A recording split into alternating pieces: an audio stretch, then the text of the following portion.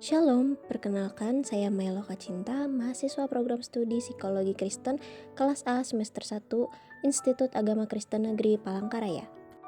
Dalam video ini, saya akan menjelaskan tentang perkembangan psikologi sosial. Yang pertama, definisi psikologi sosial.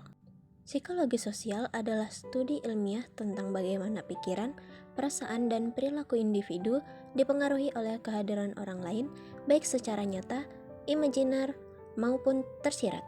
Di bidang ini, berfokus pada pemahaman tentang perilaku sosial, termasuk cara kita berpikir tentang orang lain atau kognisi sosial, lalu cara kita memengaruhi orang lain, dan cara kita berhubungan dengan orang lain. Psikologi sosial berada di persimpangan antara psikologi, studi tentang individu, dan sosiologi atau studi tentang masyarakat. Yang kedua, kita masuk dalam sejarah psikologi sosial. Pada awal abad ke-20, psikologi sosial mulai muncul sebagai disiplin ilmu yang terpisah.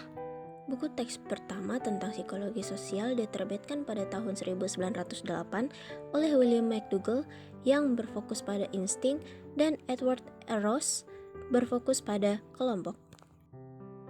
Pada 1920-an hingga 1930-an, bidang ini mulai mengadopsi metode eksperimental. Kurt Lewin, seorang tokoh penting, mengembangkan gagasan bahwa perilaku adalah fungsi dari interaksi antara individu dan lingkungan.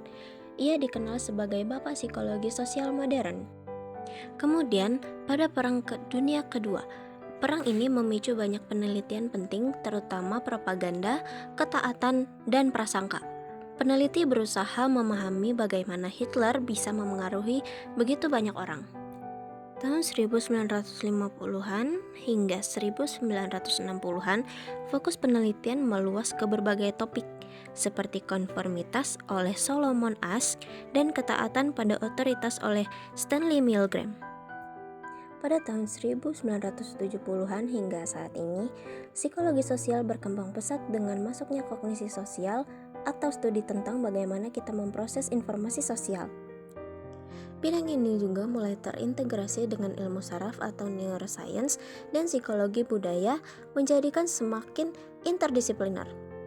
Adapun teori-teori utama, yang pertama, teori kognitif sosial oleh Albert Bandura, menjelaskan bahwa perilaku individu dipengaruhi oleh observasi dan peniruan perilaku orang lain serta pengalaman pribadi.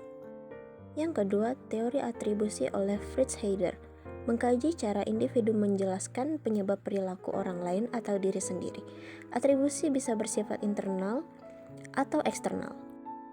Yang ketiga, ada teori resonansi kognitif oleh Leon Festinger, mengemukakan bahwa individu merasa tidak nyaman atau disonansi ketika memiliki dua keyakinan atau lebih yang tidak konsisten, dan berusaha mengurangi ketidaknyamanan tersebut dengan mengubah keyakinan atau perilakunya. Dan yang terakhir, teori tentang identitas sosial oleh Henry Teichfeld dan John Turner menjelaskan bagaimana individu mendefinisikan diri mereka sendiri berdasarkan keanggotaan kelompok yang kemudian memengaruhi perilaku antar kelompok. Kemudian ruang lingkup psikologi sosial. Psikologi sosial mencakup berbagai topik yang luas dan beragam, dibagi menjadi 3 kategori utama. Yang pertama, kognisi sosial, kemudian pengaruh sosial, dan relasi sosial. Dan yang terakhir ada perspektif.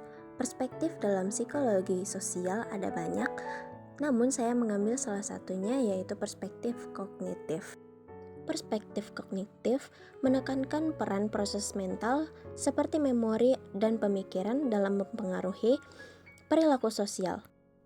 Fokusnya adalah pada bagaimana kita memproses, menyimpan, dan menggunakan informasi sosial.